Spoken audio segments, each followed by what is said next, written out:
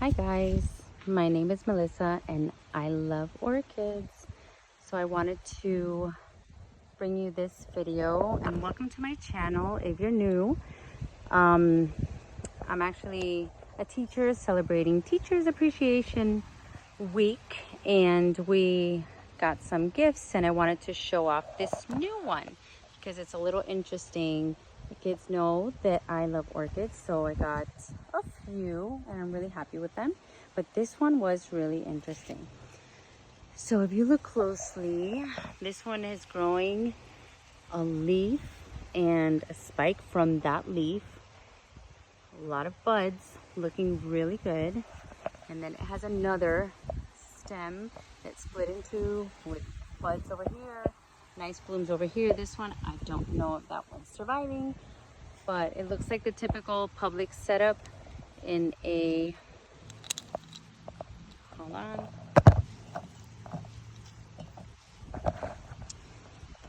in a plastic, holes on the bottom, drainage, very wet, a lot of sphagnum moss in there. And usually I can't wait for it to drop its blooms to see what's going on in there. Sometimes I found these that still have the plug in the middle and they're like, the roots are getting rotten. By the time that the bloom is done, you have a bunch that are rotten. I see a couple that are good, but some that look dark. But anyway, that's not the important thing. The interesting thing, this is cute. The interesting thing is that, look at where this is coming from. This spike is coming from a weird spot. It's coming from the center of the crown. And as I was doing a little bit of research, I learned and I had read about this being called a terminal spike. And when this happens, see, there's another one coming from the normal spot, kind of the side, and this one is coming right from the center of the crown. So what I learned is that terminal spike usually means that your plant is not going to survive that much longer. I mean, it could be up to a year if it has a lot of leaves. But the reason for this is because these leaves, and it's interesting how you can tell this smaller leaf, it was probably stressed out. Okay, it has like a small leaf, a bigger leaf, a small. Probably stressed out during that time. That's why this didn't grow to the right size, I'm guessing. But the rest of the leaves look good. But anyway, the terminal spike is something that I learned that basically means that if it has a terminal spike, it cannot make new leaves anymore.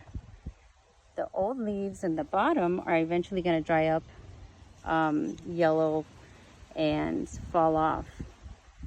But if it can't make any more leaves, as soon as these leaves die, then the plant dies.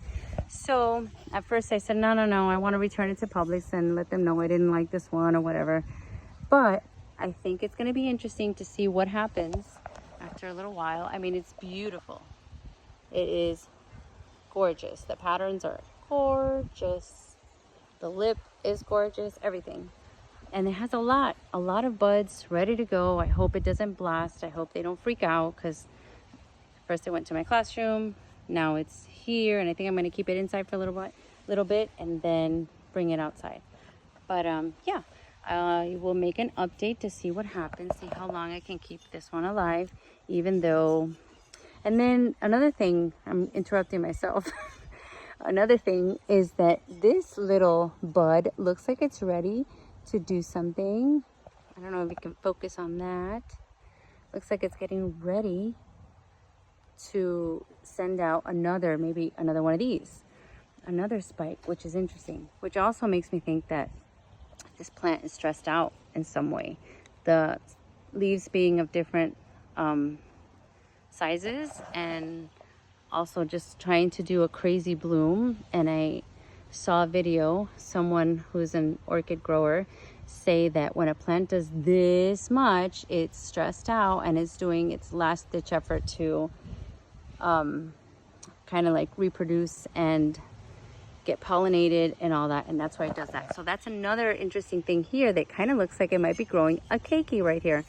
A keiki, which is the Hawaiian word for baby, and I think that's what it's doing, which is really interesting. So At first I wanted to return her. I thought, I don't want a plant that's about to die or gonna die soon or whatever. But I actually would rather learn to see what happens. And I'm really interested in how she progresses, and hopefully I can watch some more videos to see if there's anything that I can do to make it better so she can survive, because I really love the pattern. It's really nice. So that's about it for today. I'm gonna go water my vandas and do all the rest of my watering, and have a great day, everybody. Bye.